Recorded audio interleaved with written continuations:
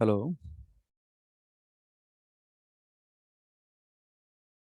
Sir আসসালামু আলাইকুম। ওয়ালাইকুম সালাম, কেমন আছো তোমরা সবাই? স্যার আলহামদুলিল্লাহ ভালো। আপনি কেমন আছেন? হ্যাঁ, এই তো আছি, আলহামদুলিল্লাহ ভালো আছি। তোমাদের সাথে আজকে অনেকদিন পরে ক্লাস হচ্ছে, প্রায় কত 2 মাসের বেশি সময় হবে সম্ভবত। আমাদের লকডাউনের আগে, মানে সেকেন্ড টাইম লকডাউনের আগে হয়েছে মনে হয় লাস্ট ক্লাস। তো যাই হোক, অনেকদিন পরে তোমরা হয়তো সবকিছু ভুলে টুলে গেছো আর কি। ভুলে যাওয়া স্বাভাবিক, একটু পড়াশোনার মধ্যে তারপরে থাকতে হবে। যাক, আমরা যেটা পড়ছিলাম আমরা আরেকটু রিভিউ করি, তাহলে তোমাদের হয়তো মনে পড়বে।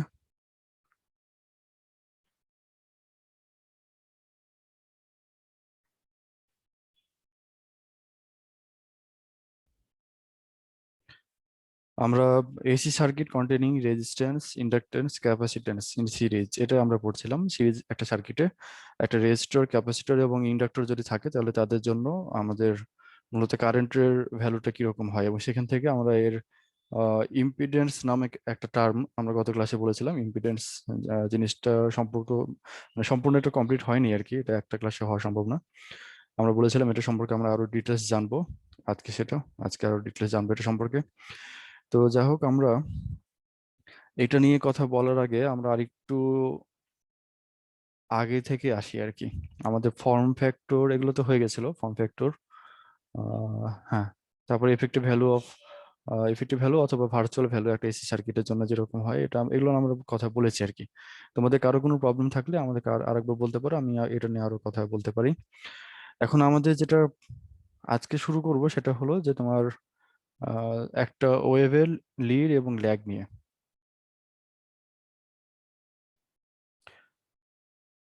তোমরা ফিগারটা দেখতে পাচ্ছ? এখানে প্রথমে এখানে ভোল্টেজ এবং কারেন্টের কথাটা তোমরা ইগনোর করো, আমাদের সব প্রথমে খেয়াল করো যে এখানে দুইটা কালারের কার্ভ আমরা দেখছি, একটা গ্রাফে দুইটা কালারের কার্ভ দেখছি, একটা হচ্ছে রেড কালার আর একটা হচ্ছে ব্ল্যাক কালার।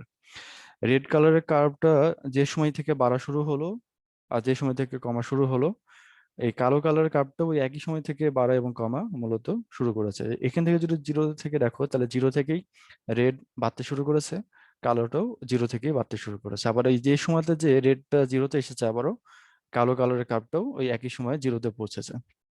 একই রকম ভাবে এটা নেগেটিভের দিকেও রেড যেভাবে বেড়েছে, কালো কালারটাও ঠিক একইভাবে বেড়েছে। তো এরকম ধরনের রিলেশনশিপ যদি থাকে দুইটা কার্ভের মধ্যে, তাদেরকে আমরা বলি তারা ইন ফেজে আছে। তারা ইন ফেজ আছে, তাদের মধ্যে ফেজ ডিফারেন্স জিরো। বুঝছো? আমরা যে কোনো একটা ওয়েভের জন্য জানি যে সেখানে আমাদের মূলত ফেজ, ওর অ্যাঙ্গুলার ফ্রিকোয়েন্সি থাকে, অ্যাঙ্গুলার ফ্রিকোয়েন্সির সাথে একটা টাইম গুণ থাকে, এবং তার সাথে একটা ফেজ যোগ বা বিয়োগ আকারে থাকে, যে কোনো একটা ওয়েভের ইকুয়েশন তোমরা এটা জানো। তাই না? একটা ওয়েভ ইকুয়েশন খেয়াল করো, y equals to y not sine বা cos omega t plus phi অথবা মাইনাস ফাই, এই জাতীয় কোনো ইকুয়েশন তোমরা পড়েছো ভাইব্রেশন অ্যান্ড ওয়েভস বা অন্যান্য ইয়াতে করছো, এটা পড়েছো আর কি। তো সেখানে আমরা যেটা ফাই যেটা জানি সেটা হচ্ছে মূলত ফেজ বা ফেজ ডিফারেন্স বা ফেজ অ্যাঙ্গেল যেটা বলতে পারো। সেই দুইটা ওয়েভের মধ্যে যে ফেজ ডিফারেন্স, সেটা ফেজ ডিফারেন্স এখানে জিরো। তো ফেজ ডিফারেন্স যদি জিরো হয় তাদেরকে আমরা বলি তারা ইন ফেজে থাকা। আর যদি ফেজ ডিফারেন্স 180 ডিগ্রি হয় তাহলে তাদেরকে আমরা বলি আউট অফ ফেজে থাকা। তো যখন ইন ফেজে আছে তখন তাদের ফেজ ডায়াগ্রামটা, মানে তার ওয়েভের ডায়াগ্রামটা মূলত এইরকম হয়। এইটুকু বুঝতে পারছো? জি স্যার। ইনফেজ থাকা, হ্যাঁ। তারপরে আমরা এর পরের গ্রাফে দেখি, পরের গ্রাফটা দেখি, পরের গ্রাফটাতে দেখা যাচ্ছে যে রেড কালার যে গ্রাফ সেটা শুরু হয়েছে জিরো থেকে, আর কালো কালারের যে কার্ভটা এটা একটু পর থেকে, একটু পর থেকে শুরু হয়েছে। মানে এটা সময়ের অ্যাক্সিসে দেখো, টাইমের অ্যাক্সিসে যে সময় থেকে আমাদের রেড কালারের গ্রাফটা শুরু হয়েছে তার একটু পরে থেকে মূলত এই কালো কালারের কার্ভটা শুরু হয়েছে। আর কতখানি পরে থেকে এটা যদি তুমি ইয়া করে দেখো তাহলে আমাদের কমপ্লিট এইটুকু মিলে, মানে রেড কালারের গ্রাফটা দেখো, এখান থেকে সম্পূর্ণ যে যদি এ পর্যন্ত আসে তাহলে অন ফুল সাইকেল কমপ্লিট হয়। একটা ফুল সাইকেল কমপ্লিট হয়, তার মানে হলো 360 ডিগ্রি অ্যাঙ্গেল কাভার করে, তাই না? 360 ডিগ্রি অ্যাঙ্গেল কাভার করে, তাহলে এটা যদি হাফ করা হয় তাহলে আমরা এইটুকু বলে এইটুকু হচ্ছে আমাদের 180 ডিগ্রি। এবং তারও যদি হাফ করা হয় তাহলে এইটুকু হচ্ছে 90 ডিগ্রি। 90 ডিগ্রি। তার মানে হলো যে আমরা যদি টাইমের অ্যাক্সিসে আমরা যদি এটাকে অ্যাঙ্গেল নিয়ে যদি কথা বলি, তাহলে দেখা যাচ্ছে যে এইটুকু সময়ের জন্য মূলত এখানে 90 ডিগ্রি ফেজ ডিফারেন্স তৈরি হয়। তো দেখা যাচ্ছে যে এখানে কালো রেড কালারের যে কার্ভটা সেটা যেখান থেকে শুরু হয়েছে তার ঠিক 90 ডিগ্রি পর থেকে এই কালো কালারের কার্ভটা শুরু হয়েছে। তো এরকম ধরনের রিলেশন যদি থাকে তাহলে এটাকে আমরা বলি যে একটা কার্ভ লিড করছে আর একটা কার্ভ ল্যাগ করছে। লিড করা মানে হলো এ আগে শুরু হওয়া মানে, বা আগে এটা ম্যাক্সিমামে পৌঁছানো বলতে পারো আর কি। তো ম্যাক্সিমামে আগে পৌঁছাচ্ছে কে? এটা হচ্ছে রেড কালারটা আগে পৌঁছাচ্ছে, কারণ এটা শুরুই হয়েছে আগে। তাহলে এটা এখানে লিড করছে এবং তার পরের কার্ভ এটা ল্যাগ করছে।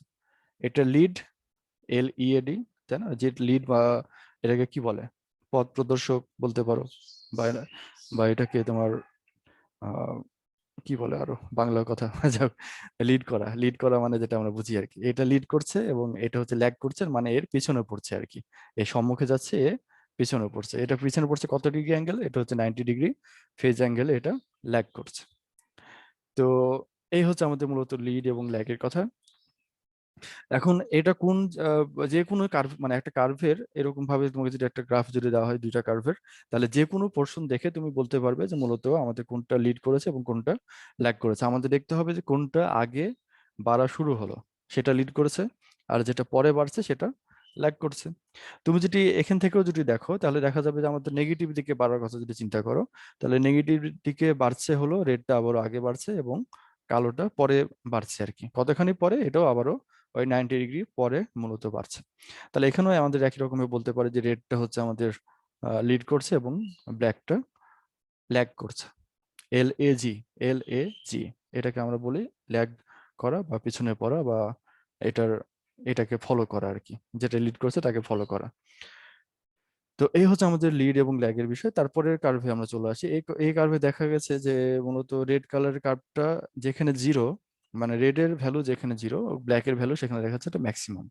তার মানে এখানে ব্ল্যাকটা আগে শুরু হয়েছে, তাই না? ব্ল্যাকটা যেহেতু আগে শুরু হয়েছে তার মানে হলো এটা এই ব্ল্যাকটাই এখানে লিড করেছে এবং রেড কালারের কার্ভটা ল্যাগ করেছে। এখন এই লিড, ল্যাগ এবং ইন ফেজ এই তিনটা জিনিস তোমরা বুঝতে পারলে কিনা এটা বলো। এটা যদি কনফার্ম করো তাহলে আমরা এরপরে আগাতে পারবো। স্যার ইনফেসটা আরেকবার বুঝুন। এই যে ইনফেজটা আবার বলছি, ইনফেজ মানে হলো মূলত যেখান থেকে ব্ল্যাক কালার শুরু হয়েছে রেড কালারের ক্রাফটটাও ওই একই জায়গা থেকে শুরু হয়েছে এবং একই হারে বেড়ে আবারও জিরোতে পৌঁছায়, তারপর আবারও মূলত এটা নেগেটিভ দিকে ম্যাক্সিমাম, তারপর আবার পজিটিভ দিকে ম্যাক্সিমাম, এরকম ভাবে অল্টারনেট করতে থাকবে। তো এরকম ধরনের রিলেশন হলে সেটাকে আমরা বলি মূলত ইনফেজে থাকা বা 0 ডিগ্রি ফেজ অ্যাঙ্গেলে থাকা। বুঝছো? এটা বুঝতে যে পারছি সময় স্যার। থেকে মানে যে অ্যাঙ্গেল থেকে এটা বাড়ছে ওই একই অ্যাঙ্গেলে কার্ভ, দুইটা কার্ভই মানে একই সাথে বাড়ছে। এটা হচ্ছে মূলত ইন ফেজে থাকা বা 0 ডিগ্রি ফেজ অ্যাঙ্গেলে থাকা। বুঝতে পারছি স্যার। আচ্ছা, আর এটা আরো কম বেশি হতে পারে। আমাদের এটা যে 90 ডিগ্রি যে আমাদের ল্যাগিং বা লিডিং কার্ভ মানে ফেজ এখানে হবে তা না।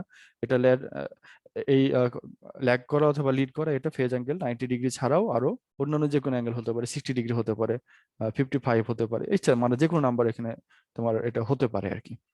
এখন এই জিনিসটা যদি 180 ডিগ্রি যদি হয়ে যায়, মনে করো একটা কার্ভ আর একটা কার্ভের এরকম ভাবে মানে যত ডিগ্রি অ্যাঙ্গেলে লিড করছে অথবা ল্যাগ করছে, এই ফেজ ডিফারেন্সটা যদি 180 ডিগ্রি হয়ে যায় তাহলে এটাকে আমরা বলি out of phase. Out of phase মানে তোমার বিপরীত মুখোমুখি, মানে বিপরীতমুখী হয়ে যাচ্ছে তখন আর কি, আউট অফ ফেজ। তোমরা এরকম ভাবে দুইটা কার্ভ, দুইটা ওয়েভের ইকুয়েশন তোমরা পড়েছো, ওই যে বিট তৈরি হয় না, beat, in phase out phase. তোমার ও আচ্ছা, বিটের ওখানে আর একটা কথা, তোমার এখানে যে এসি তরঙ্গে যেটা পড়েছো তুমি স্ট্যান্ডিং ওয়েভ, সেখানে তোমরা পড়েছো যে আউট অফ ফেজ হলে পরে আমরা স্ট্যান্ডিং ওয়েভ পাই। ফার্স্ট ইয়ারে তোমরা ওই যে ওয়েভস এন্ড ভাইব্রেশনে পড়ছো স্ট্যান্ডিং ওয়েভ। তো সেখানে তোমরা জানো যে আউট অফ ফেজ মানে মূলত কিরকম ধরনের কার্ভ হয়। আমাদের এখানে যেরকম ঠিক উল্টা দিক থেকে যাবে, ব্ল্যাকটা যদি এরকম ভাবে যায় উপর দিক থেকে, রেডটা আসবে নিচ থেকে এরকম ভাবে উপরের দিকে আসবে, মানে একদম পুরোপুরি একটা একটার 180 ডিগ্রি ফেজ ডিফারেন্স, এটাকে আমরা বলি আউট অফ ফেজ। তো যাই হোক, আমাদের এখানে যে জিনিসটা কাজে লাগবে সেটা হচ্ছে লিড করা অথবা ল্যাগ করা। এখন আমরা এই যে বাকি টার্ম গুলোর মধ্যে আসি, এখানে ভোল্টেজ এবং কারেন্ট দেখা যাচ্ছে। ভোল্ট মানে তো তোমরা জানো, কারেন্ট মানেও জানো আর কি। তো ভোল্টেজ এবং কারেন্ট এটা মূলত কোন ডিভাইসে, এটা আমরা তিনটা ডিভাইসের কথা বলবো এখানে। একটা হচ্ছে রেজিস্টর, একটা ইন্ডাক্টর এবং আর একটা ক্যাপাসিটর। যদি রেজিস্টর হয়, রেজিস্টর হলে পরে রেজিস্টরের মধ্যে আমাদের মূলত যে সময় তুমি ভোল্টেজ অ্যাপ্লাই করবে সাথে সাথে এটার কারেন্ট এটার মধ্যে প্রডিউস হবে আর কি, কারেন্ট এখানে ফ্লো করা শুরু করবে একই সময় কোনো ধরনের অ্যাঙ্গেল মানে ফেজ ডিফারেন্স ছাড়া আর কি। সেক্ষেত্রে তুমি ওই একটা রেজিস্টরের অ্যাক্রসে যদি তুমি ভোল্টেজের কার্ভটা যদি তুমি প্লট করো আর একটা যদি কারেন্টের কার্ভ প্লট করো, তাদের মধ্যে ফেজ ডিফারেন্স হবে 0 ডিগ্রি। তার মানে হলো রেজিস্ট্যান্সে আমাদের মূলত ফেজ ডিফারেন্স থাকে না, তারা ইন ফেজে থাকে, কারেন্ট এবং ভোল্টেজ ইন ফেজে থাকে, এই কারণে মূলত এই কার্ভটা এখানে দেখানো হয়েছে। এখন ইন্ডাক্টরের কথা যদি চিন্তা করো, ইন্ডাকটিভ সার্কিট বা ইন্ডাক্টরের কথা যদি চিন্তা করো, তাহলে ইন্ডাক্টর কিভাবে কাজ করে আমরা জানি যে ইন্ডাক্টরে যে কারেন্ট ফ্লোটা হয় সেটা মূলত কিভাবে হতে পারে, তুমি যখন ভোল্টেজ অ্যাপ্লাই করো সেখানে ভোল্টেজটা যদি অল্টারনেটিং, অবশ্যই এখানে আমাদের কথা যেটা বলছি সেটা ভোল্টেজটা অল্টারনেটিং ভোল্টেজের কথা বলছি। যদি অল্টারনেটিং ভোল্টেজ যদি আমরা অ্যাপ্লাই করি তাহলে সেখানে আমাদের মূলত একটা ব্যাক ইএমএফ তৈরি হয়, সেই ব্যাক ইএমএফটা আমাদের মেন যে কারেন্ট এটাকে প্রথমে বাধা দেয়, তারপরে সেই বাধা কাটিয়ে উঠে আমাদের মূলত মেন কারেন্টটা ফ্লো শুরু হয়। তার মানে আগে আমরা মূলত ভোল্টেজ এখানে গ্রো করতে দেখবো, তারপরে কারেন্ট মানে যেটা মেন কারেন্ট আর কি, এটা একটু দেরিতে গ্রো করবে একটা ইন্ডাক্টরের জন্য। তাহলে এখানে যেটা প্রথমে এটা গ্রো করছে সেটা মূলত লিড করবে, তার মানে ভোল্টেজ লিড করবে একটা ইন্ডাক্টরের মধ্যে, এবং ইন্ডাক্টরের মধ্যে কারেন্ট ল্যাগ করবে। কতখানি ল্যাগ করবে সেটা হচ্ছে 90 ডিগ্রি ফেজ অ্যাঙ্গেলে এটা ল্যাগ করবে। বুঝছো? এটা একটা ইন্ডাক্টরের জন্য। আচ্ছা, ক্লিয়ার এটুকু? জি স্যার। এখন তারপরে চলে আসো ক্যাপাসিটরের জন্য। আমরা ক্যাপাসিটরে কিভাবে আমাদের ভোল্টেজ তৈরি হয় সেটা আমরা একটু খেয়াল করি। আমাদের ক্যাপাসিটরে 2টা প্লেট থাকে আমরা জানি। প্রথমে ইনিশিয়ালি তারা চার্জ নিউট্রাল থাকে, সমান পরিমাণে পজিটিভ সমান পরিমাণে নেগেটিভ। কিন্তু তুমি যখন একটা পটেনশিয়াল বা একটা ভোল্টেজ যদি এখানে অ্যাপ্লাই করো তাহলে সেখানে আমাদের মূলত চার্জ সেপারেশন হয়। প্রথমে ভোল্টেজ অ্যাপ্লাই করলে তাহলে সেখানে আমাদের মূলত চার্জ সেপারেশন হচ্ছে। তাহলে চার্জ সেপারেশন হওয়া মানে ঠিক এখানে আমাদের মূলত কারেন্টটা ফ্লো করে, এবং তুমি ক্যাপাসিটর অ্যাক্রসে যে ভোল্টেজটা তুমি যেটা দেখবে এটা মূলত চার্জ যখন সেপারেট হবে তারপরে তুমি ভোল্টেজটা পাবে। চার্জ যখন সেপারেট হয়নি কোনো ভোল্টেজ তুমি পাবে না। তাহলে ক্যাপাসিটর অ্যাক্রসে যে ভোল্টেজ এটা মূলত হচ্ছে চার্জ সেপারেট হওয়ার পরে। তার মানে হলো যে একটা ক্যাপাসিটরে আগে যদি কারেন্ট ফ্লো করে তাহলে সেখানে একটা ভোল্টেজ জেনারেট হবে। তার মানে একটা ক্যাপাসিটরের মধ্যে কারেন্ট ফ্লোটা আগে হবে এবং ভোল্টেজ জেনারেটটা পরে হবে। তার মানে কারেন্ট এখানে লিড করবে এবং ভোল্টেজ ল্যাগ করবে। তাহলে একটা ক্যাপাসিটরের মধ্যে কারেন্ট থাকবে লিডিং পজিশনে এবং ভোল্টেজ থাকবে হলো ল্যাগিং পজিশনে। এবং কত ডিগ্রি ফেজ ডিফারেন্স সেটা হচ্ছে আমাদের আবারও ওই 90 ডিগ্রি ফেজ ডিফারেন্সে মূলত এই লিড এবং ল্যাগিংটা হবে। এইটুকু ক্লিয়ার কিনা? এখন এই লিড করবে কে আর ল্যাগ করবে কে এটা নিয়ে কনফিউশন বাঁধে। এটা মনে রাখার জন্য আমরা কিছু টেকনিক মনে রাখতে পারি। সব প্রথমে যে ইলি দা আইসম্যান, এটা মনে রাখতে পারো। এটা মনে রাখে এখানে কিভাবে, এটা হচ্ছে এল মানে হচ্ছে মূলত আমাদের ইন্ডাক্টর। একটা ইন্ডাক্টরে মূলত ইএমএফ কি করবে, আগে আছে মানে এটা লিড করবে এবং কারেন্ট পরে আছে তার মানে এটা ল্যাগ করবে। তাহলে ইন্ডাক্টরে ইএমএফ বা ভোল্টেজ লিড করবে, কারেন্ট ল্যাগ করবে। তারপরে কি আছে আইস, আইসের মধ্যে তাহলে সিটা হচ্ছে মূলত ক্যাপাসিটর বোঝাচ্ছে, এবং ক্যাপাসিটরের মধ্যে কারেন্টটা লিড করবে এবং ইয়াটা ইএমএফটা ল্যাগ করবে। কত ডিগ্রি অ্যাঙ্গেল কিন্তু আমাদের একটাই কমন অ্যাঙ্গেল 90 ডিগ্রি। তো এই হচ্ছে আমাদের মূলত এটা একটা মনে রাখার জন্য তুমি মনে রাখতে পারো, এবং কিভাবে এটা ল্যাগ করে কেন লিড করে এই কারণগুলো এখানে লেখা আছে, যেটা বললাম এটাই লেখা আছে, এটা পড়বে তোমরা আশা করি বুঝতে পারবে। এবং এত কিছু যদি এত বড় সেন্টেন্স যদি মনে রাখতে অসুবিধা হয় তাহলে আমরা একটু ছোট ফর্মে যেতে পারি। ছোট ফর্মে যাওয়ার জন্য আমরা একটু বোর্ডে চলে যাব। তোমরা আরেকটা ভাবে মনে রাখতে পারো, সেটা হচ্ছে আমরা জানি যে সিভিল নামে একটা ওয়ার্ড আছে, আমরা এটা মনে রাখতে পারি সিভিল। এখন এই সিভিলের মধ্যে সিআইভি এটা দিয়ে একটা পার্ট বোঝাবে। সিআইভি তে কি আমাদের মূলত তোমার ক্যাপাসিটরে কারেন্ট আছে লিডিং পজিশনে, তারপরে ভোল্টেজ আছে তারপরে মানে আমাদের ল্যাগিং পজিশনে। তাহলে ক্যাপাসিটর কারেন্ট লিড করবে এবং ভোল্টেজ ল্যাগ করবে। তারপরের অংশটা দেখো, তারপরের অংশটা আছে ভি আই এল। তার মানে হলো ইন্ডাক্ট, এখানে এল মানে হলো আমাদের মনে রাখতে হবে ইন্ডাক্টর, এবং সেখানে ভোল্টেজ লিড করবে এবং কারেন্ট ল্যাগ করবে। এটা আমাদের মনে রাখার টেকনিক। মানে এটা মানে যে এই বোঝায় সিভিল মানে যে আমাদের এটা ক্যাপাসিটর ভোল্টেজ কারেন্ট এগুলো বোঝায় তা কিন্তু না, এটা মনে রাখার একটা টেকনিক। এই জন্য তোমাদেরকে বললাম আর কি। তোমরা এটা মনে রাখতে পারো অথবা এখানে ওভাবে মনে রাখতে পারো, অথবা এমনি যদি মনে থাকে তাহলে সেটা তো আরো ভালো। মানে কোনো ধরনের এইসব এই ইলিদা আইসম্যান অথবা সিভিল এই জাতীয় কোনো কিছু মনে না রেখে। তো যাই হোক, এটা হলো, আমরা তারপরে টপিকে চলে যাই। এর পরের টপিকে যেটা হলো, আমরা যেটা বলেছিলাম গত ক্লাসে, ওটাই আমাদের একটা আরেকটু রিভিউ করতে হবে, কারণ সেটা কমপ্লিট হয়েছিল না, তোমরা হয়তো ভুলেও গেছো। আমাদের এখানে ওই যে একটা সার্কিট, এসি সার্কিট, যেখানে আমাদের এল, সি এবং আর আছে, তিনটা মিলে আমাদের একটা সার্কিট তৈরি হয়, যেটাকে আমরা বলি যে series resonance circuit. Series resonance circuit কারণ হলো যে এখানে মূলত রেজোন্যান্স হওয়া সম্ভব, এবং এটা সিরিজে আছে, প্রত্যেকটা এলিমেন্ট সিরিজে আছে, এই কারণে আমরা এটাকে বলি সিরিজ রেজোন্যান্স সার্কিট। রেজোন্যান্স কথাটা মানে কি তোমরা কি জানো? রেজোন্যান্স কথাটা মানে কি? অবশ্যই জানবে। কম্পন। না, রেজোন্যান্স মানে কম্পন না, রেজোন্যান্স মানে বাংলাতে বললে সেটাকে বলা হয় অনুনাদ। অনুনাদ। আর তুমি যেটা কম্পন বললে সেটা কিন্তু আবার ইংরেজিতে বলা হয় অসিলেশন বলতে পারো, বা ভাইব্রেশন বলতে পারো, সেটা আলাদা, সম্পূর্ণ আলাদা। আমাদের এখানে রেজোন্যান্স কথাটার মানে হলো যে একটা পার্টিকুলার ফ্রিকোয়েন্সিতে আমাদের কোনো একটা কিছু ম্যাক্সিমাম হবে অথবা কোনো একটা কিছু মিনিমাম হবে, তা এটাকে আমরা বলি রেজোন্যান্স বা অনুনাদ, তাই না? আমাদের এমনি তোমরা এই পর্যন্ত যা কিছু পড়েছো, একটা ওয়েভস ওয়েভস এন্ড ভাইব্রেশন যেটা তোমরা পড়েছো, সেখানে এটা জানো যে আমাদের প্রত্যেকটা বডির একটা ন্যাচারাল ফ্রিকোয়েন্সি থাকে, প্রত্যেকটা জিনিসের একটা ন্যাচারাল ফ্রিকোয়েন্সি থাকে। যেমন তোমার যদি বলো যে এই পেন, একটা ধরো পেন পড়লো, এটা তুমি কি সাউন্ড শুনে বুঝতে পারবে যে এটা পেন পড়লো, নাকি পেনের হেডটা পড়লো, নাকি একটা পেন্সিল পড়লো? অথবা তোমার প্রিয় ফোনটা যদি পড়ে যায়, সেটারও মানে আলাদা একটা সাউন্ড আছে, তাই না? প্রত্যেকটা জিনিস দেখো, তুমি সাউন্ড শুনে বুঝতে পারো যে মূলত কোন জিনিসটা উপর থেকে নিচে পড়েছে, বা কোনটা ভাইব্রেশন হচ্ছে। পড়ছে মানে হলো সাউন্ড হচ্ছে, তার মানে হলো সেটা মূলত একটা ভাইব্রেশন এখানে হচ্ছে।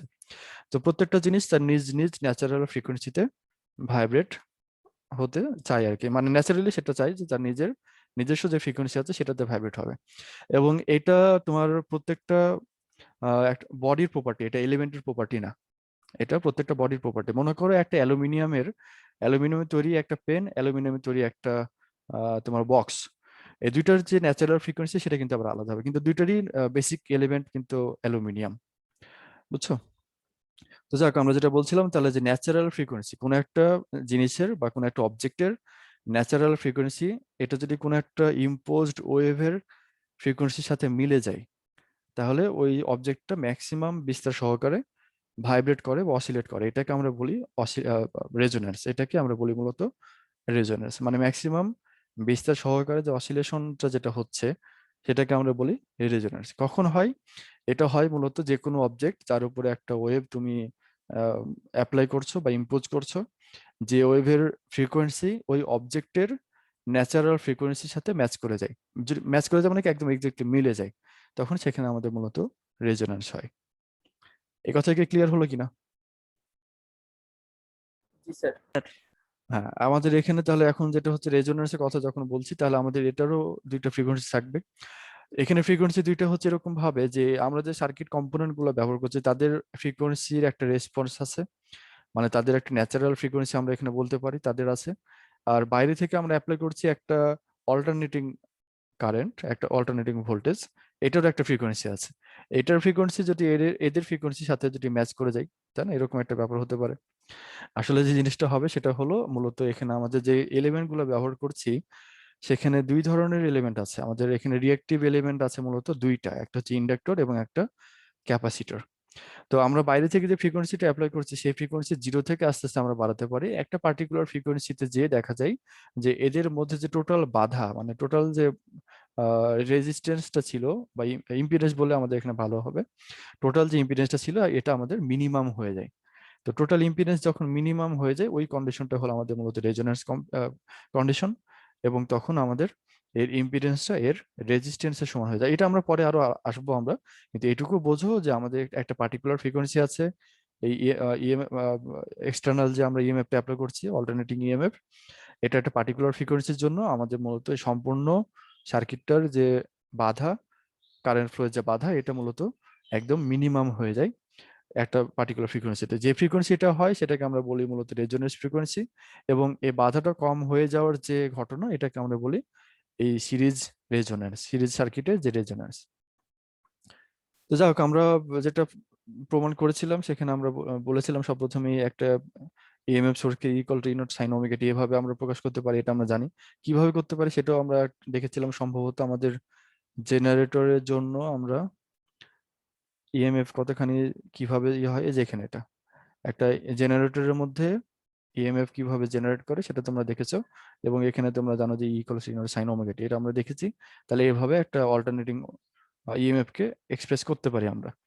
তারপরে সেখানে আমাদের একটা ইন্ডাক্টরের জন্য আমরা এখানে যে ভোল্টেজ ড্রপ সেটা আমরা জানি যে ব্যাক ইএমএফ থেকে E equals to L DI by dt, এবং ক্যাপাসিটরের জন্য আমরা জানি যে V equals to Q by C, এবং আর এর মধ্যে আমরা জানি যে আর ইকুয়ালস টু মানে এর এর মধ্যে যে ভোল্টেজ ড্রপ সেটা হচ্ছে আর আই। সবগুলোকে যদি আমরা যোগ করি, মানে কি কি খাতে আমাদের টোটাল ইএমএফ টা ব্যয় করছে এটাকে যদি আমরা যোগ করি, তাহলে আমাদের এক্সটার্নাল বা আমরা যে সোর্স যেটা আমরা ব্যবহার করছি তার সমান হতে হবে। এভাবে আমরা একটা ইএমএফ ইকুয়েশন লিখেছিলাম যেটা কিনা L DI by d T plus R I Q by C equals E naught sine omega T. এটাকে আমরা কিছু ক্যালকুলেশন করেছি, এই ক্যালকুলেশন গুলো তো আর ডিটেলস আমরা বলবো না, এটা দেখে নেবে। এটা নিয়ে আমরা দুইটা ইকুয়েশনে আমরা আসতে পেরেছিলাম, একটা হচ্ছে কসের টার্মে আর একটা সাইনের টার্মে। মানে একটা এই পর্যন্ত একটা ইকুয়েশন এসেছে, তার মধ্যে আমরা এই যে কসের টার্ম গুলো এবং সাইনের টার্ম গুলোকে আমরা আলাদা করে নিয়েছি। কোফিসিয়েন্ট গুলো যেভাবে আমরা আলাদা করতে পারি সেভাবে আমরা এটাকে আলাদা করে নিয়েছি, একটা সাইনের ইকুয়েশন আর একটা কসের ইকুয়েশন। এবং এই দুটাকে আমরা যদি ডিভাইড করি তাহলে আমরা একটা ইকুয়েশন পেয়েছিলাম যে ট্যান ফাই ইকুয়ালস টু এটা, মানে ওমেগা এল মাইনাস 1/ওমেগা সি ডিভাইডেড বাই আর। এটা হচ্ছে আমাদের মূলত একটা ইকুয়েশন আমরা পেয়েছি। এখন খেয়াল করো এই ফাইটা কি ছিল। ফাইটা ছিল আমাদের কারেন্টের যে আমরা একটা ট্রায়াল সলিউশন আমরা ধরেছিলাম, সে কারেন্টের ট্রায়াল সলিউশনে আমরা যেটা দেখেছি যে I equals to I not sine omega T minus phi. এখানে আমাদের মূলত ফাই এর সূচনা হয়েছে। আমরা ইএমএফ এর ইকুয়েশনটা আরেকবার দেখি। ইএমএফ এর ইকুয়েশন ছিল E equals to E naught sine omega T. এখানে কোনো আমাদের ফেজ অ্যাঙ্গেল ছিল না, তার মানে ফেজ অ্যাঙ্গেলটা আমরা এখানে ধরেছি 0। আর কারেন্টের সময় আমরা যেটা পেলাম, আমরা এখানে মানে ট্রায়াল সলিউশন যেটা আমরা ধরলাম সেটা ধরলাম যে এখানে I equals to I not sine omega T minus phi. তার মানে হলো যে এই কারেন্টের সাথে ভোল্টেজের সাথে এই কারেন্টের একটা ফেজ অ্যাঙ্গেল এখানে একটা ধরে নিয়েছে, একটা থাকতে পারে। এখন এই ফেজ অ্যাঙ্গেল এটা 0 হতে পারে, 90 হতে পারে, প্লাস 90 মাইনাস 90 হতে পারে, কিন্তু একটা ফেজ অ্যাঙ্গেল আমরা এখানে ধরেছি। তো ফেজ অ্যাঙ্গেলটা মূলত এই ফেজ অ্যাঙ্গেলটা কার মধ্যে, ফেজ অ্যাঙ্গেলটা হচ্ছে ভোল্টেজের সাথে কারেন্টের যে অ্যাঙ্গেল সেটা হচ্ছে মূলত এর ফেজ ডিফারেন্স বলতে পারো। তাহলে আমরা যদি ফেজ ডিফারেন্সের কথা যদি বলি আমরা এখান থেকে তাহলে বের করতে পারি, তাহলে ট্যান ফাই ইকুয়ালস টু যদি এটা হয় তাহলে phi equals to tan inverse omega L minus 1/ওমেগা সি ডিভাইড বাই আর। এটা আমরা করতে পারি, সেটা আমরা করেছিও পরে।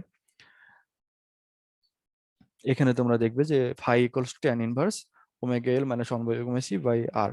এটা হলো আমাদের মূলত এর ফেজ ডিফারেন্স, কারেন্টের সাথে ভোল্টেজের ফেজ ডিফারেন্স।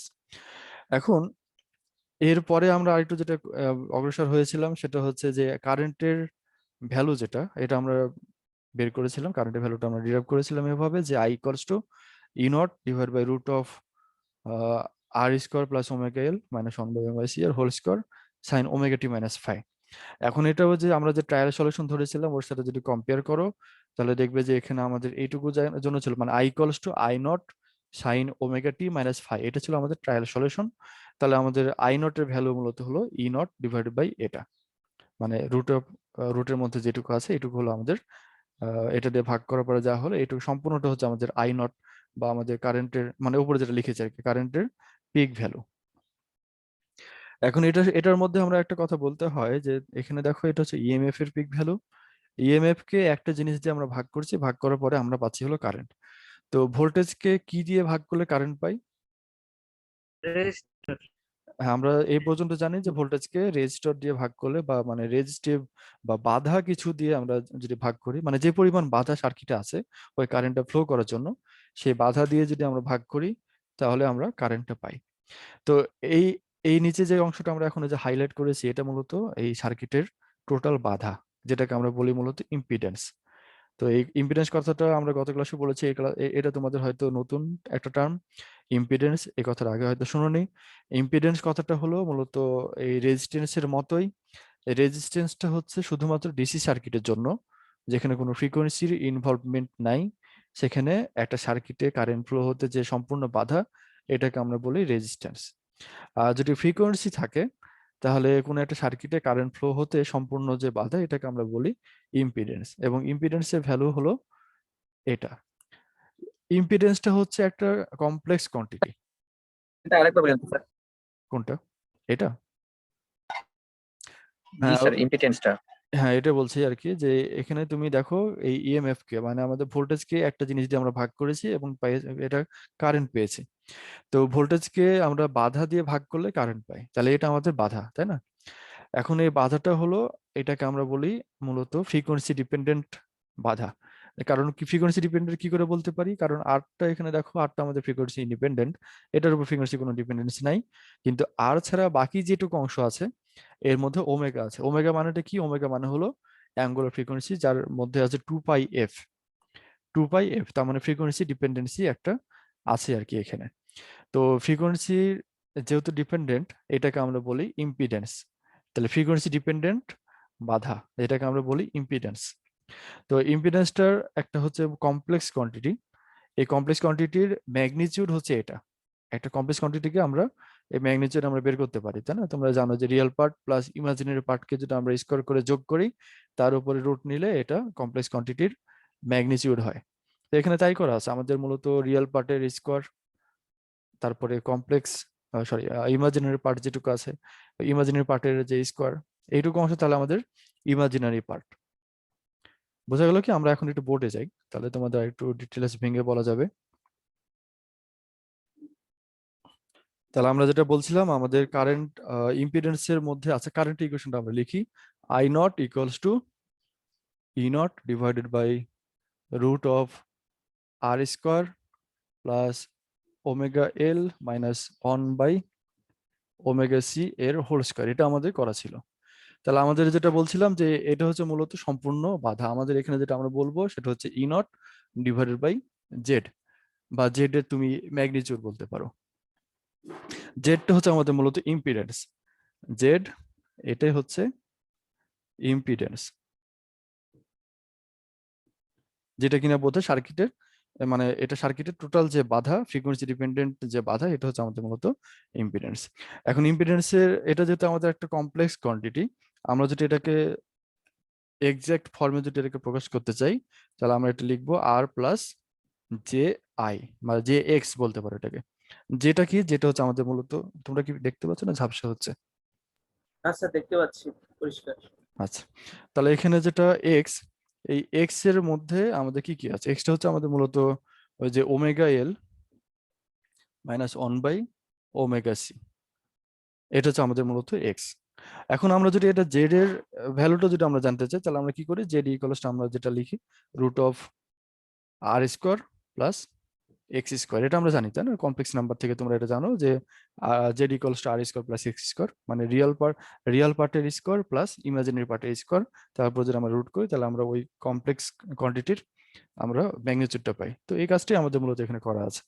তো এটা কিনা কিসের ম্যাগনিটিউড? এটা আমাদের মূলত ইম্পিডেন্সের ম্যাগনিটিউড। ইম্পিডেন্স বোঝাচ্ছে এটা। এখন এই ইম্পিডেন্সের মধ্যে দুইটা পার্টে আমরা দেখছি, একটা হচ্ছে রিয়েল পার্ট, যেটাকে আমরা বলছি রেজিস্ট্যান্স। এই যে রিয়েল পার্ট, এটার নাম হলো রেজিস্ট্যান্স, এবং যেটুকু অংশ আমাদের এখানে ইমাজিনারি পার্টটা আছে, এটার নাম হলো রিঅ্যাকট্যান্স। রেজিস্ট্যান্স এবং রিঅ্যাকট্যান্স, রিঅ্যাকট্যান্সটাও এক ধরনের রেজিস্ট্যান্স, কিন্তু এটা শুধু পার্থক্য হলো রেজিস্ট্যান্সের ফ্রিকোয়েন্সি ডিপেন্ডেন্সি নাই, কিন্তু রিঅ্যাকট্যান্সের ফ্রিকোয়েন্সি ডিপেন্ডেন্সি আছে। এখানে রিঅ্যাকট্যান্স কোনটা? এক্স ইকুয়ালস, এটা হচ্ছে আমাদের মূলত সার্কিটের টোটাল রিঅ্যাকট্যান্স। এখন টোটাল রিঅ্যাকট্যান্সের মধ্যে আমাদের একটা অংশ দেখছি হলো আবারও ওমেগা এল, আর একটা অংশ দেখছি হলো ওমেগা সি আছে। যেটুকু অংশে ওমেগা এল আছে, এইটুকু অংশকে আমরা বলি তাহলে ইন্ডাকটিভ রিঅ্যাকট্যান্স। এইটুকু অংশ হলো ইন্ডাকটিভ রিঅ্যাকট্যান্স।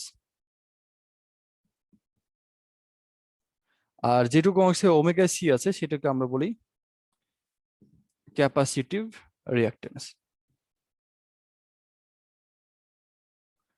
এইটুকু এখন ক্লিয়ার বুঝতে পারছো কিনা দেখো। আমাদের এটা শুধুমাত্র এখানে লাগবে না, তুমি সম্পূর্ণ এই first year, second year, third year, একদম মাস্টার্স পর্যন্ত তোমাদের এই জিনিসগুলো লাগবে।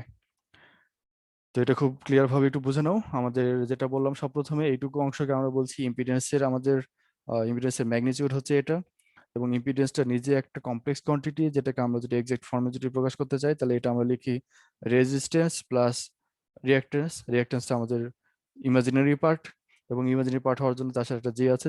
যেটা কি, যেটা হচ্ছে আমাদের মূলত কমপ্লেক্স নাম্বার, যেটা কিনা আমাদের যেটা জানি আর কি, J equals to root of -1, যেটাকে তোমরা আই নামে চিনতে এতদিন।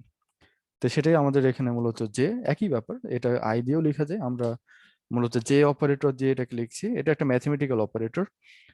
আগে মানে যোগ গুণ ভাগ বিয়োগ এরকমই একটা ম্যাথমেটিক্যাল অপারেটর, যেটা বোঝায় রোটেশন, অ্যান্টি ক্লকওয়াইজ রোটেশন, একটা ভেক্টরের রোটেশন বোঝায়। এটা নিয়ে আমরা আরো কথা বলবো যে নিয়ে, আগে আমরা এটা ক্লিয়ার করি। তাহলে জেড কে, তাহলে যেটা ম্যাগনিটিউড যদি আমরা এখান থেকে লিখি, তাহলে আমাদের রেজিস্ট্যান্স স্কোয়ার প্লাস রিঅ্যাক্ট্যান্স পার্টের স্কোয়ার, তাই না?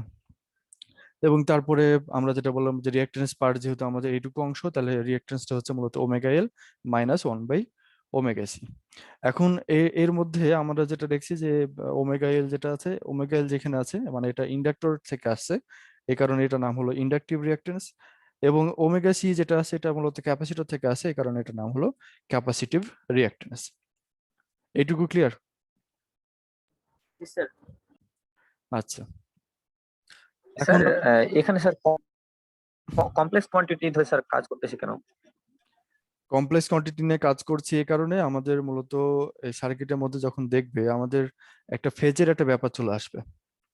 ফেজের একটা ব্যাপার আছে, আমরা একটু আগে যেটা দেখলাম যে আমাদের কার্ভগুলো ভোল্টেজ এবং কারেন্টের মূলত লিড ল্যাগ এই বিষয়গুলো আসছে। তুমি যদি শুধু রিয়েল পার্টে থাকতে, তাহলে লিড এবং ল্যাগ এই বিষয়গুলো তুমি আলাদা করতে পারতে না। আমরা যখন কমপ্লেক্স কোয়ান্টিটিতে যখন আসলাম, তখন আমাদের কারেন্ট কিভাবে লিড করবে, কিভাবে ল্যাগ করবে, এই বিষয়গুলো আমরা গ্রাফিক্যালি এটা ক্লিয়ার হবে। এবং এটা যে গ্রাফ দিয়ে আঁকানো হয় সেটাকে আমরা বলি ফেজর ডায়াগ্রাম, এবং সেই ফেজর ডায়াগ্রাম এর সাথে ইনক্লুড করার জন্য আমরা মূলত কমপ্লেক্স কোয়ান্টিটিটা নিয়ে আসছি। স্যার হ্যাঁ। স্যার ওই যে ওইখানে রিঅ্যাক্টেন্সের উপর যে আমরা স্কয়ারটা দিলাম, ওইখানে তো এক্স স্কয়ার আগে মাইনাস আসার কথা না? এক্স স্কোয়ার আগে মাইনাস কেন আসবে? স্যার এখানে যেটার জন্য না না না, যেহেতু এটা তো তুমি কমন একটা জিনিস, এটা তো এরকম ভাবে না। আমরা একটা রিয়েল নাম্বার কিভাবে করি, তোমার এক্স যদি একটা, আচ্ছা এক্স তো না, এটা বলো তোমার কি বলা যেতে পারে, সি মনে করো একটা কমপ্লেক্স নাম্বার, সি সমান হচ্ছে এ প্লাস আই বি। এই সি এর ম্যাগনিটিউড কি করে বের করবো বলো তো? Root over a square plus B square. এখানে কি মাইনাস করো? জি স্যার, বুঝতে পারছি। না, এটা তো মাইনাস করো না, তাই না? এখানে আমাদের কন্ডিশনই হচ্ছে এটা, আমাদের রিয়েল পার্টের স্কোয়ার প্লাস ইমাজিনারি পার্টের স্কোয়ার। এখন ইমাজিনারি পার্ট কোনটুকু? আই এর সাথে যেটুকু আছে এটা হচ্ছে ইমাজিনারি পার্ট, আই সহ না কিন্তু, বুঝছো? আমাদের এখানে এটা হলো রিয়েল পার্টের স্কোয়ার প্লাস ইমাজিনারি পার্টের স্কোয়ার। ইমাজিনারি পার্ট হলো আই এর সাথে যেটুকু আছে, এইভাবে। তো যাই হোক, তাহলে আমরা মূলত রিঅ্যাকট্যান্সকে এইভাবে বললাম আর কি। এখন রিঅ্যাকট্যান্সের ভ্যালুটা হচ্ছে আমাদের omega L plus omega C. এখন আমরা এই ইন্ডাকটিভ রিঅ্যাকট্যান্স, ক্যাপাসিটিভ রিঅ্যাকট্যান্স, এটাকে স্যার আমরা, হ্যাঁ বলো। স্যার 1/ওমেগা সি কে কি ক্যাপাসিটিভ রিঅ্যাকট্যান্স বলা হয়, নাকি শুধু ওমেগা সি কে? 1/ওমেগা সি, মানে এই পার্ট সম্পূর্ণটা হচ্ছে ইন্ডাকটিভ রিঅ্যাকট্যান্স, এই পার্ট সম্পূর্ণটা হলো ক্যাপাসিটিভ রিঅ্যাকট্যান্স। তাহলে ইন্ডাকটিভ রিঅ্যাকট্যান্স, ক্যাপাসিটিভ রিঅ্যাকট্যান্স, এটাকে আমরা যদি আরো ভালোভাবে যদি আমরা লিখতে চাই, মানে আমাদের কমপ্লেক্স কোয়ান্টিটি সহ, তাহলে এই এক্স এল ইন্ডাকটিভ রিঅ্যাকট্যান্সটা হচ্ছে এক্স এল, এটা সমান আমরা লিখবো হলো জে ওমেগা এল। আর ক্যাপাসিটিভ রিঅ্যাকট্যান্সকে আমরা বলি এক্স সি। ক্যাপাসিটিভ রিঅ্যাকট্যান্স এটা হচ্ছে 1/জে ওমেগা সি, বুঝছো? ইন্ডাকটিভ রিঅ্যাকট্যান্স হচ্ছে জে ওমেগা এল এবং ক্যাপাসিটিভ রিঅ্যাকট্যান্স হচ্ছে 1/জে ওমেগা সি। তার মানে হলো আমরা এখন যেটা বলবো, তাহলে এই যে এক্সটা কি, এক্স হচ্ছে আমাদের মূলত inductive reactance plus capacitive reactance. X সমান হচ্ছে inductive reactance plus capacitive reactance. তাহলে স্যার মাইনাসটা আমি বলছি একটু ধৈর্য ধরো। এইটুকু হচ্ছে ক্লিয়ার, তাই না? এটা মুছে দিতে হবে, তাহলে এটুকু মুছে দিই। আমাদের এখানে হলো মূলত আমাদের যে অপারেটরের খেলাটা। আমরা কি জানি যে যে অপারেটর, যে সমান হলো রুট ওভার -1, বা আমরা এভাবে বলতে পারি হলো যে জে স্কোয়ার ইকুয়ালস টু -1। তারপর কি বলা যেতে পারে, জে কিউব, আচ্ছা আমরা ওই জে কিউবের দিকে আমরা পরে যাই। এইটুকু আপাতত বোঝো যে জে স্কোয়ার মানে হলো -1। আমাদের এই এক্স সি যেটা, এটাকে আমরা আরেকটু ভেঙে লিখি। আমরা এটাকে এখন করতে পারি উপরে আর নিচে জে দিয়ে গুণ করো। তাহলে জে দিয়ে গুণ করলে পরে নিচে হলো আমাদের জে স্কোয়ার ওমেগা সি আর উপরে জে। এখন এই জে স্কোয়ার মানে তো আমরা জানি ওমেগা, সরি -1। তাহলে এটা যদি -1 হয় তাহলে এটা -j/ওমেগা সি। বুঝলে? এখন তাহলে টোটাল যে এক্স এর ভ্যালু, তাহলে এটা কি হচ্ছে আমাদের, তাহলে টোটাল এক্স ইকুয়ালস আমরা লিখবো এক্স এল এর ভ্যালু কি জানি, জে ওমেগা এল। তাহলে জে ওমেগা এল প্লাস আমরা এক্স সি এর ভ্যালু কি জানি, এক্স সি এর ভ্যালু এখন যেটা বের করলাম সেটা হচ্ছে -j/ওমেগা সি। তাহলে এখন এটা প্লাস মাইনাস এটা মাইনাস হলো -j/ওমেগা সি। তাহলে আমরা এখানে ফাইনালে যেটা ভ্যালু পেলাম সেটা হচ্ছে জে, কমন থাকলো ওমেগা এল -1/ওমেগা সি। এখন বুঝতে পারলে কিভাবে হলো মাইনাসটা? জি স্যার। আচ্ছা, তো এই হচ্ছে আমাদের মূলত রিঅ্যাকট্যান্সের বিষয়গুলো। আমাদের তাহলে সব প্রথমে কি আছে, সব প্রথমে আমাদের যেটা ধরতে হবে সেটা হচ্ছে আমাদের মূলত টোটাল বাধাটা, টোটাল যে ফ্রিকোয়েন্সি ডিপেন্ডেন্ট বাধা, এটা হচ্ছে আমাদের ইম্পিডেন্স। এবং ইম্পিডেন্সের মধ্যে আমাদের রেজিস্টিভ পার্ট আছে, ইন্ডাকটিভ পার্ট, রিঅ্যাক্টিভ পার্ট আছে। রিঅ্যাক্টিভ পার্ট কোনগুলো? রিঅ্যাক্টিভ পার্ট মানে হলো ফ্রিকোয়েন্সির সাথে যেটা চেঞ্জ হয়, ফ্রিকোয়েন্সির সাথে যেটা চেঞ্জ হয় সেটাকে আমরা বলি রিঅ্যাক্টিভ পার্ট। এবং সেই রিঅ্যাক্টিভ এলিমেন্টটা হলো আমাদের মূলত দুই রকমের, দুইটা অংশ এখানে আছে, দুইটা পার্ট আছে এখানে। একটা হচ্ছে আমাদের ইন্ডাকটিভ আর একটা হচ্ছে ক্যাপাসিটিভ। ইন্ডাকটিভ পার্টটা হচ্ছে আমাদের জে ওমেগা এল এবং ক্যাপাসিটিভ পার্ট হচ্ছে জে 1/j/ওমেগা সি অথবা -j/ওমেগা সি। এইটুকু তো ক্লিয়ার না? এইটুকু যদি ক্লিয়ার হয় তাহলে আমরা এখন আবারও ওই যে লিডিং ল্যাগিং এই বিষয়ে আমরা একটু যাই।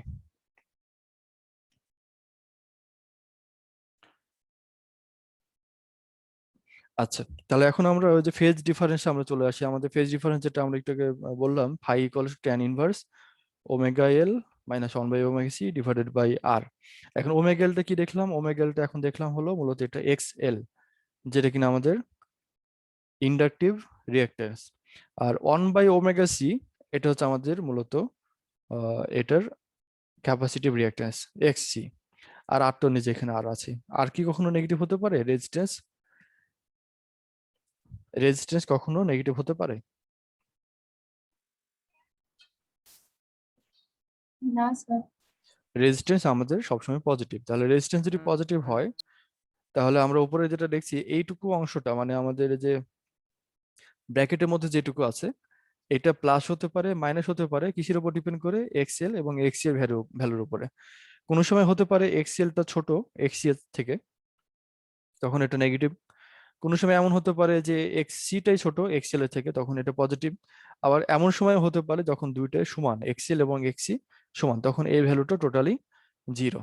তো আমরা সর্বপ্রথম এটা দেখি, এক্সএল যদি এক্সি এর থেকে বড় হয় তাহলে ফাইটা হবে পজিটিভ। এখন ফাই যদি পজিটিভ হয় তাহলে আমাদের এখানে কি হবে? মূলত আমরা যেটা দেখছি এই ইন্ডাকটিভ রিঅ্যাকট্যান্সটা বড়, এবং ইন্ডাকটিভ রিঅ্যাকট্যান্স যদি বড় হয় তাহলে এই ইকুয়েশন মানে আমাদের যেটা সার্কিটটা আমরা দেখলাম, এই সার্কিটে ইন্ডাক্টরের প্রভাবটা বেশি থাকবে, তাই না? এখন এই সার্কিটে যদি ইন্ডাক্টরের প্রভাব যদি বেশি থাকে তাহলে ইন্ডাক্টরের মধ্যে কি হয়? ভোল্টেজ লিড করে না ল্যাগ করে? ইন্ডাক্টরে ভোল্টেজ লিড করে না ল্যাগ করে? লিড করে স্যার। লিড করে।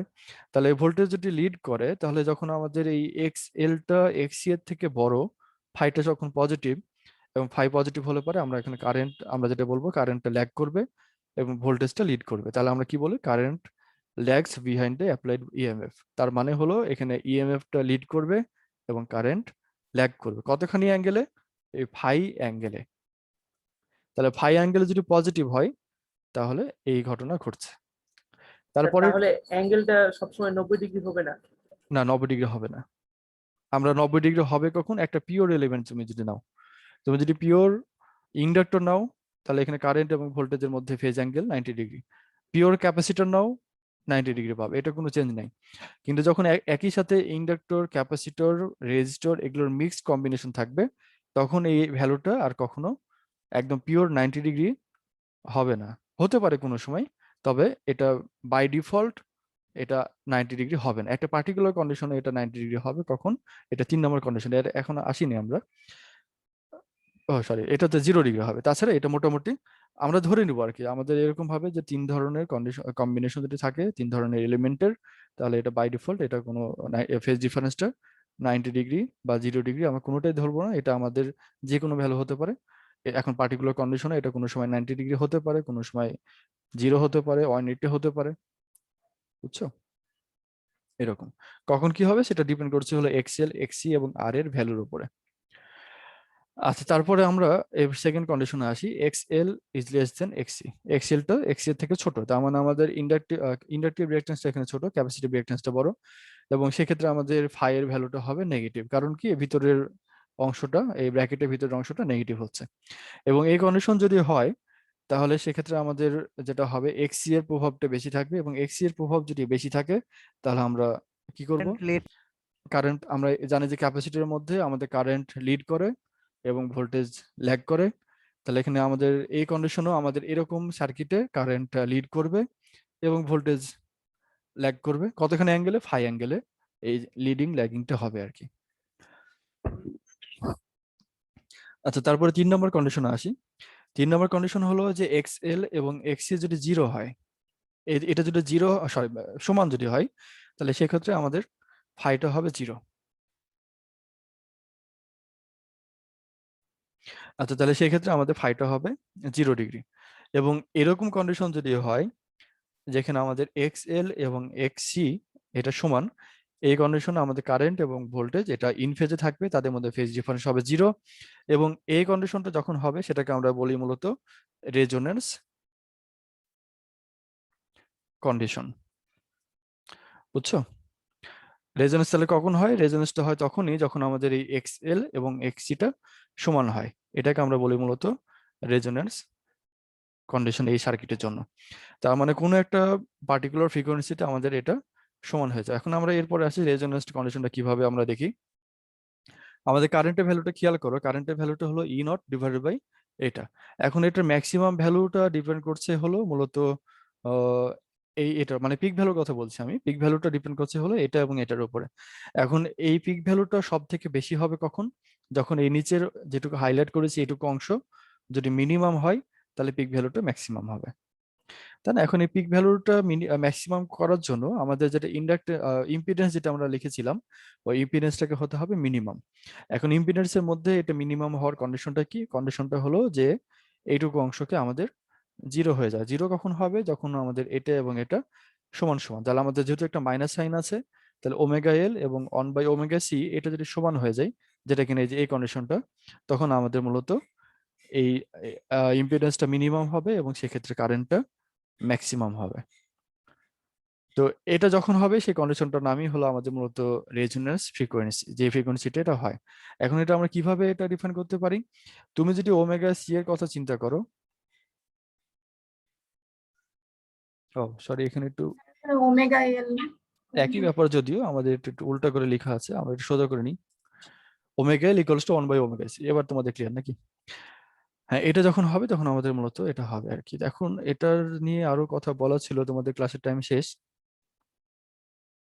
আমার এরপরে আরো একটা ক্লাস আছে আর কি, এটা একটু সংক্ষেপে শেষ করি। এটা তোমরা বুঝে নাও, আমাদের ওমেগা এল, ওমেগা এলটা আমরা যদি দেখি, আমাদের গ্রাফ ইকুয়েশন আগে লিখেছিলাম, দেখো এই X L equals to J omega L বা X L equals to omega L, আমরা যদি আমি সংক্ষেপে ম্যাগনিটিউডটা বলি। তো এক্স এল ইকুয়ালস টু যদি ওমেগা এল যদি হয়, তাহলে এটা কিরকম ইকুয়েশন, এটা হলো মূলত একটা স্ট্রেট লাইনের ইকুয়েশন, যেটা কিনা y equals to m x জাতীয় রিলেশন, তাই না? X L equals to omega L, তাই না? জি রেসপন্স করতে জি হবে স্যার। তো।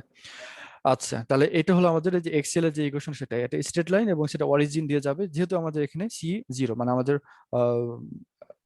ইন্টারসেপ্টটা এখানে 0 আকারে আছে আর কি, y equals to m x. তাহলে এটা এরকম একটা ইকুয়েশন, এরকম একটা স্ট্রেট লাইন হবে। এবং তারপরে আমরা যেটা দেখি যে 1/ওমেগা সি এটা কি, এটা হলো আমাদের মূলত এক্স সি এর ভ্যালু, তার মানে হলো এটা 1/এক্স জাতীয় রিলেশন। তো 1/এক্স জাতীয় রিলেশনের যে গ্রাফ, এই গ্রাফটা হয় ঠিক এরকম, তাই না? জি স্যার। এটা তাহলে আমাদের রিঅ্যাকটেন্সের যে রেসপন্স ফ্রিকোয়েন্সির রেসপেক্টে, সেটাকে আমরা এভাবে প্লট করতে পারি। তাহলে এটা আমাদের মূলত ক্যাপাসিটিভ রিঅ্যাকট্যান্সটা এভাবে ভ্যারি করবে এবং ইন্ডাকটিভ রিঅ্যাকট্যান্সটা এভাবে ভ্যারি করবে। একটা পার্টিকুলার ফ্রিকোয়েন্সিটা দেখা যাবে তারা ম্যাচ মানে একটা জায়গাতে ইন্টারসেক্ট করছে। তো যে জায়গাতে ইন্টারসেপ্ট করবে সেই জায়গাটা হলো আমাদের মূলত একটা ফ্রিকোয়েন্সি, যেটা কিনা আমরা বলি রেজোনেন্স ফ্রিকোয়েন্সি। এবং এই সময়ে আমাদের এই ক্যাপাসিটিভ রিঅ্যাকট্যান্স এবং এই ইন্ডাকটিভ রিঅ্যাকট্যান্স এই দুটো পরস্পর সমান হয়ে যাচ্ছে এবং তখনই আমরা বলছি এটা রেজোনেন্স হয়েছে। এবং তখন এটা এখানে যে টোটাল রিঅ্যাকট্যান্স যেটা হবে এটা হচ্ছে আমাদের মূলত এইটুকু। মানে এখানে আমাদের এটা নিয়ে আমাদের ইন্ডাকটিভ রিঅ্যাকট্যান্স এবং ক্যাপাসিটিভ রিঅ্যাকট্যান্স নিয়ে আমাদের এটা সমান সমান হয়ে যাবে। এখন একটা আরেকটা যেহেতু আমাদের নেগেটিভ সাইন, আমরা যদি এটাকে যোগ করি তাহলে যোগ করলে পরে আমাদের টোটাল ইম্পিডেন্সের জন্য যে গ্রাফটা আছে, ইকুয়েশন যেটা আছে সেটা খেয়াল করো। আমাদের এটা হচ্ছে রেজিস্ট্যান্স আর এইটুকু অংশ হলো আমাদের রিঅ্যাকটিভ পার্ট। তো এই রিঅ্যাকটিভ পার্টটা আমাদের এখানে 0 হয়ে যাচ্ছে যেহেতু আমাদের ওমেগা এল এবং ওমেগা 1/ওমেগা সি এটা সমান। তাহলে এটা জেড ইকুয়ালস টু শুধুমাত্র আর, তাই না? এখান থেকে আমরা যেটা পাবো জেড ইকুয়ালস টু আর। এবং এটা যদি আমরা প্লট করি, ইম্পিডেন্সকে যদি আমরা ফ্রিকোয়েন্সি রেসপেক্টে প্লট করি তাহলে দেখা যাবে যে প্রথমে কম ফ্রিকোয়েন্সিতে ইম্পিডেন্সটা বেশি, ফ্রিকোয়েন্সি বাড়াচ্ছি ইম্পিডেন্স আস্তে আস্তে কমছে, কমতে কমতে একটা পার্টিকুলার ফ্রিকোয়েন্সিতে আমাদের ইম্পিডেন্সটা একদমই মিনিমাম, যেটা কিনা আর এর সমান। তারপরে ফ্রিকোয়েন্সি যদি আমরা আরো বাড়াই তাহলে ইম্পিডেন্সটা আস্তে আস্তে আবারও বাড়তে থাকবে। তো এটা হচ্ছে আমাদের টোটাল ফ্রিকোয়েন্সির সাথে ইম্পিডেন্সের মানে টোটাল ইম্পিডেন্সের প্লট হচ্ছে এটা। এটা ফ্রিকোয়েন্সির সাথে এটা রিঅ্যাকট্যান্সের প্লট, এবং ওপরে যে একটা প্লট দেখলে এটা হচ্ছে আমাদের ফ্রিকোয়েন্সির সাথে কারেন্টের প্লট। তো আমাদের ফ্রিকোয়েন্সি যদি বাড়াই তাহলে এখানে ইম্পিডেন্স যেহেতু কমছে, ফ্রিকোয়েন্সি বাড়াচ্ছি ইম্পিডেন্স কমছে, তার মানে হলো বাধা কমছে, তার মানে কারেন্ট ফ্রিকোয়েন্সি বাড়ালে কারেন্ট বাড়বে। তো ফ্রিকোয়েন্সি বাড়ালে কারেন্ট বাড়বে। এখন ফ্রিকোয়েন্সি বাড়ালে কারেন্ট বাড়বে, তার মধ্যে আমরা এখানে দুইটা কার্ভ দেখছি। এই আর এর ভ্যালুর উপর ডিপেন্ড করবে কারেন্টের পিক ভ্যালুটা এখন কেমন হবে। যখন আর এর ভ্যালুটা লো মানে বাধাটা কম, ওই সময়তে কারেন্টের ভ্যালুটা সব থেকে বড়। আর এর ভ্যালুটা যদি বড় হয় তাহলে বাধাটা বেশি, তাহলে আর মানে আমাদের যখন এই ইয়াটা যখন হবে রেজোনেন্স যখন হবে ওই সময়তে যেটা আমাদের শুধু কারেন্টটা যখন ইয়ে করছে আমাদের, তাহলে এখানে এই যেটা লো রেজিস্ট্যান্স তার থেকে আরেকটু কারেন্টটা কম থাকবে আর কি, যেহেতু এখানে বাধাটা এটা থেকে একটু বেশি, তাহলে কারেন্ট ফ্লো হতে বাধা পাবে, কারেন্টটা আগের থেকে একটু কম হবে। এই জন্য আমাদের এখানে দুইটা কার্ভ দেখানো হচ্ছে। তুমি আরো ইচ্ছে করে আরো কার্ভ দেখাতে পারো বা একটা দেখালেও এখানে সমস্যা নাই। তো এই তিনটা কার্ভ এই পর্যন্ত তোমাদের ক্লিয়ার কিনা? জি স্যার। আচ্ছা, আর একটা জিনিস বলে শেষ করি। আমাদের এই সার্কিট, আমাদের সিরিজ রেজোনেন্স সার্কিট যেটা, এটাকে আমরা বলি অ্যাকসেপ্টর সার্কিট। অ্যাকসেপ্টর সার্কিট কেন বলা হয়? কারণ হলো এটা একটা পার্টিকুলার ফ্রিকোয়েন্সিতে এটার ইম্পিডেন্স বা এর বাধাটা মিনিমাম করে দেয়। এই কারণে মানে বাধাটা মিনিমাম করে দেওয়া মানে হলো এই এটা ওই ফ্রিকোয়েন্সিতে কারেন্ট ফ্লোটা অ্যাকসেপ্ট করে বা এটাকে পারমিট করে। এই কারণে আমরা এটাকে বলি মূলত অ্যাকসেপ্টর সার্কিট। তো এই অ্যাকসেপ্টেন্সটা কেমন হবে এটা নিয়ে আরো কথা আছে, আমরা এটা কোয়ালিটি ফ্যাক্টর আমরা নিয়ে আলোচনা সামনের ক্লাসে করব। আমরা আজকে এই পর্যন্ত রাখি, আগামী ক্লাসে ইনশাল্লাহ আবার এখান থেকে শুরু হবে। তোমাদের রুটিনে এই অপোজিট উইকে কোনো ক্লাস নাই, তোমাদের সামনের সপ্তাহ থেকে যদি অপোজিট উইকে ক্লাস দিই তোমাদের কোনো প্রবলেম আছে? না স্যার। ক্লাস করবে? তাহলে সামনের উইক থেকে আমরা মানে 2 সপ্তাহেই এরকম একটা দিনে আমি রুটিনে এটা দিয়ে দেবো। তো ঠিক আছে, সবাই ভালো থেকো। আসসালামু স্যার আলাইকুম। আমাদের এই ফুল চ্যাপ্টারটার পিডিএফটা স্যার একবারে কাজে না, না, ফুল তাহলে স্যার একবার চ্যাপ্টারে রিড করে নিলে পিডিএফ আমাদের ভালো হতো। না, এটা একবারে দিব না, এটা সব লাস্টে দিব। কারণ হলো প্রত্যেকটা ক্লাসের আগে আমি কিছু কিছু মডিফিকেশন করি, আমার কাছে আছে, কিন্তু এটা একবারে দিলে তোমাদের প্রবলেম আর কি, এতগুলো স্যার একবারে আমি এটাও দিব না। সেম বই থেকে পড়বো? হ্যাঁ, এটা ওই আগে যেটা বই বলেছিলাম মোটিভেশনের বই, ওটা থেকে এটা পাবে আর কি। আর কিছু কিছু ইনফরমেশন বাইরে থেকে নিই, ইন্টারনেট থেকে বিভিন্ন জায়গা থেকে নিই, এটা তো এখানে তুমি পাচ্ছই। তো ঠিক আছে, ভালো থেকো সবাই। আসসালামু আলাইকুম। ওয়ালাইকুম সালাম।